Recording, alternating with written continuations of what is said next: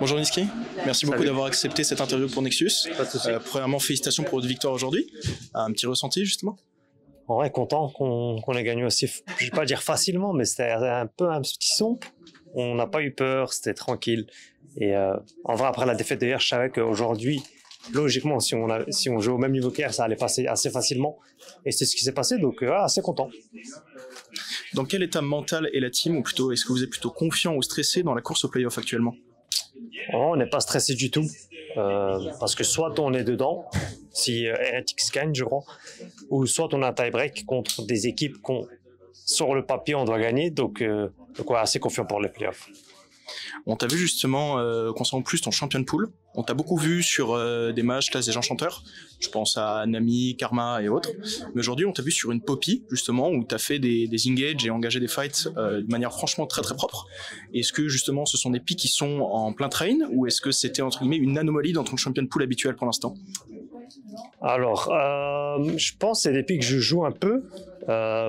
J'essaye, en tout cas maintenant, j'essaie de faire plus d'efforts sur le fait que, par exemple, quand il y a des drafts et que, par exemple, Poppy c'est très bien, bah, que je pique juste ce champion qui est bien, même si j'ai pas joué le champion depuis 2 ou 3 semaines ou quoi. Mais en support, c'est assez dur parce qu'il y a tellement de champions, il y a tellement de scénarios. Genre hier, ils ont Blight Pick Brome, du coup, j'ai joué Nami, j'ai joué Karma. Donc j'ai l'impression que je joue un peu de tout.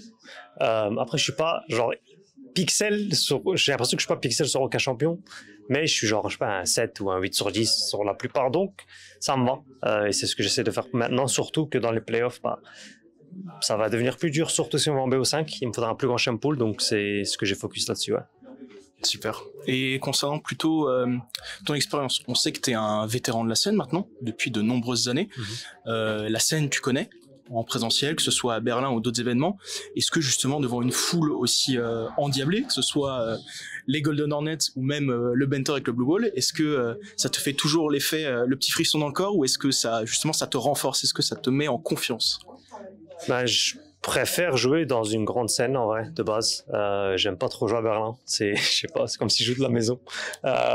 Mais ouais, je pense dans les grandes salles souvent je perf. Donc je suis content que la dernière semaine de la LEC on joue dans les arènes. Et je pense que j'ai l'impression que c'est un peu la même pour mes mates aussi. J'ai l'impression qu'on a juste mieux joué on stage.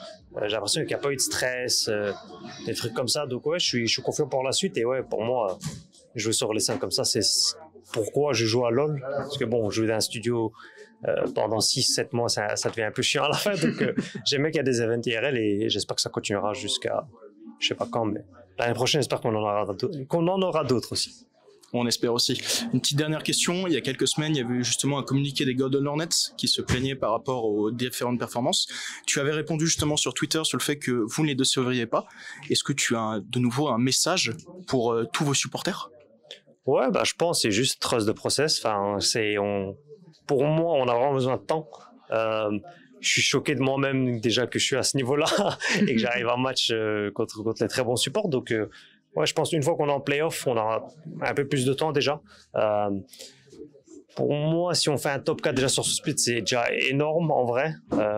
Parce que mon rôle swap, jouer un split et top 4, c'est énorme. Donc, déjà qu'on fait les playoffs, je suis content. À voir si on gagne le tiebreaker et s'il y en a, bien sûr.